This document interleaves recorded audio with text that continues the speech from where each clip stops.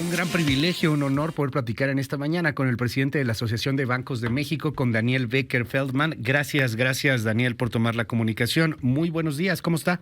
¿Qué tal, Luis? Muy buenos días, ¿cómo estás? Al contrario, el placer es mío, muchas gracias por la invitación. ¿Qué primeras reflexiones vienen después de la inauguración de la cumbre de la Convención Nacional Bancaria?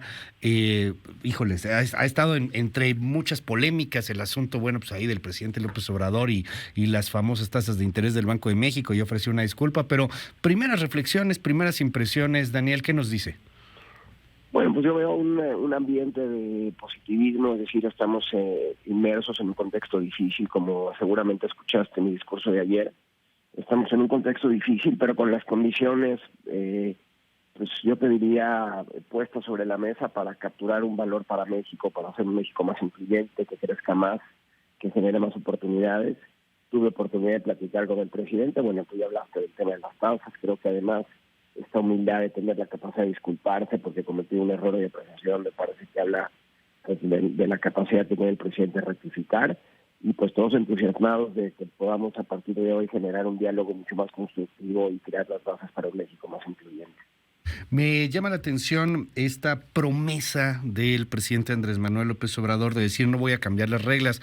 Digo, con todo el respeto hacia el presidente, pero pues vivimos en un país teóricamente de división de poderes, entonces sería más bien el Congreso el que cambiaría las reglas, pero garantiza un Estado de Derecho. ¿Cómo tomaron este mensaje en particular, máxime porque la figura de Andrés Manuel López Obrador como candidato y después ahora como presidente, pues ha sido, por decirlo menos, controvertida en la misma Convención Nacional Bancaria? Ahí fue en la bancaria cuando candidato, si no me equivoco, dijo que bueno, pues que se podía llegar a soltar el tigre si había algún fraude electoral. ¿Cómo tomaron ayer esa promesa de no cambiar las reglas?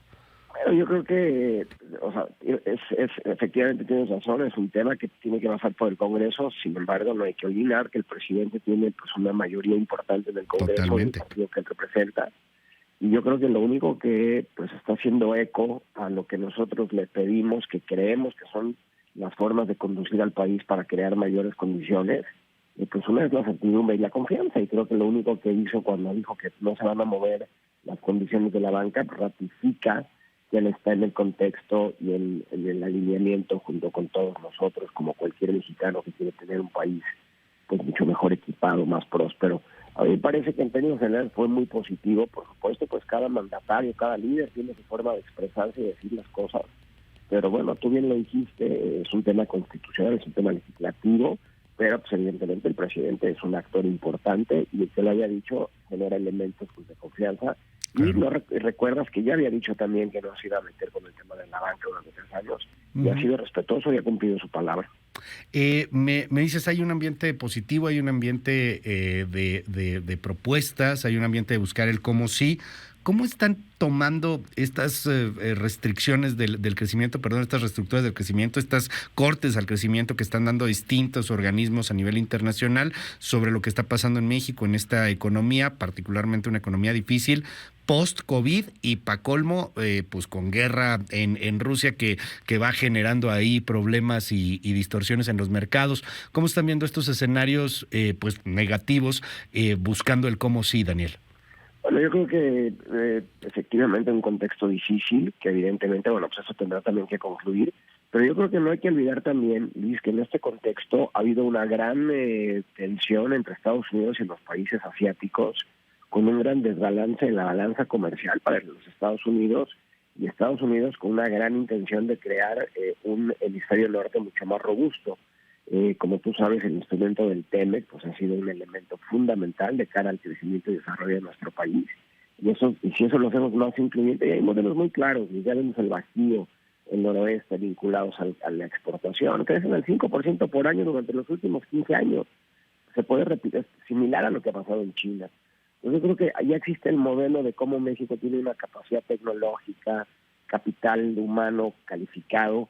En fin, están las condiciones. No hay que negar que es un contexto difícil, que como tú bien dices, pues hay inflación, choques de precios mucho más, menos temporales de lo que hubiéramos crecido, una inflación a la alza que no se ve cuándo va a ceder, pero pues esto terminará, y lo que estoy convencido es que tanto Canadá como Estados Unidos y México pretenden ser un bloque mucho más robusto, compitiendo contra el poderío de los países asiáticos, y si en ese sentido sabemos capturar el valor para hacer esa institución de importaciones, creo que tendremos un país verdaderamente pues potente, Claro. y con la posibilidad de crecer a su máximo potencial. El aprovechar las oportunidades que se están presentando. Déjame preguntarte, entre otras cosas, Daniel, si me permites, hay algo que me llama mucho la atención y tú lo has visto. Ha cambiado el mundo de la banca a lo largo de las últimas décadas. Hoy ha cambiado de manera francamente, pues cada vez más y más radical. Los chavos, la gente menor, no sé, de 25 años, pues prefiere irse a un banco fintech, y ahora ya también tienes a muchos más inversionistas, algunos pues de gran riesgo y que lo están haciendo jugando a través de aplicaciones, etcétera.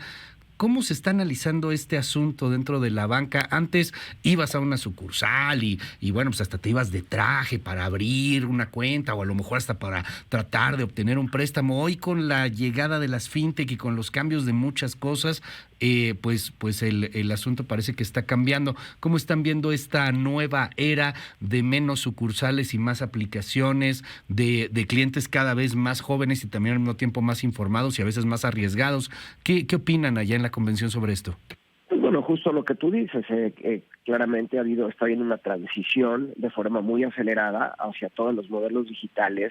Las fintechs han sido, por supuesto, pues este es un elemento que lo que ha hecho es, primero, te hablaré de forma personal. A mí me parece que el mundo fintech es un mundo que complementa y que no sustituye a la banca, en la gran mayoría de los modelos, por múltiples razones que algún día, cuando me hagas favor de invitar a tu programa, ya lo podemos platicar con más calma. Siempre abierto.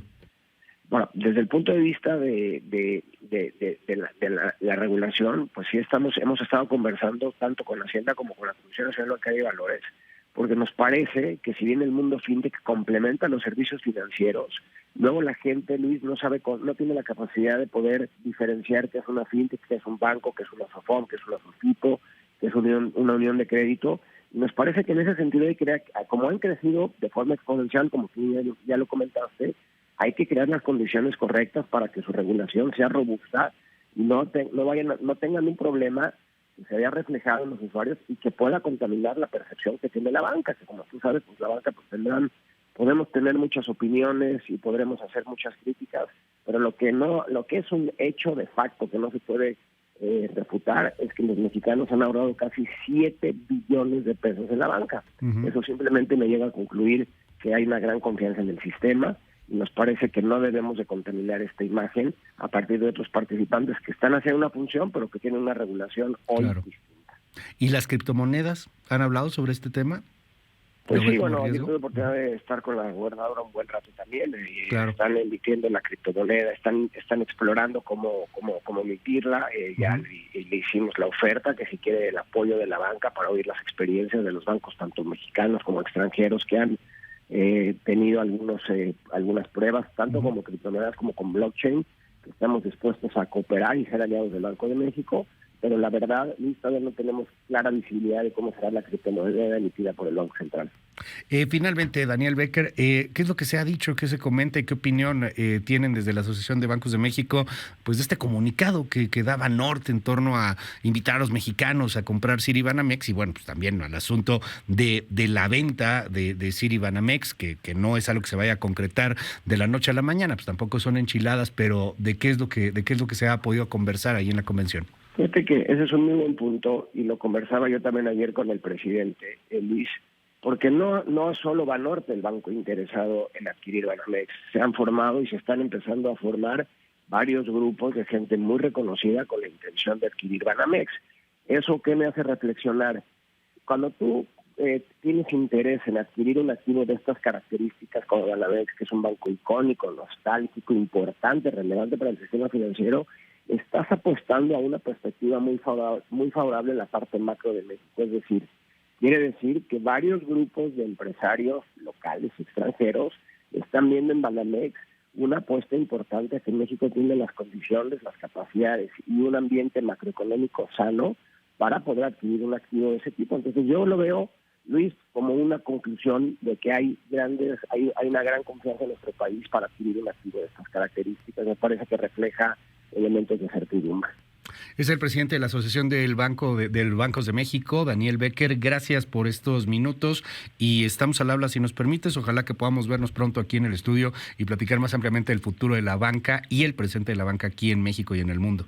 Por supuesto, sería un gran placer. Te agradezco mucho el espacio. Muy buenos días a ti y a todo tu auditorio. Es el presidente de la Asociación de Banqueros de México, la Asociación del Banco de México, Daniel Becker.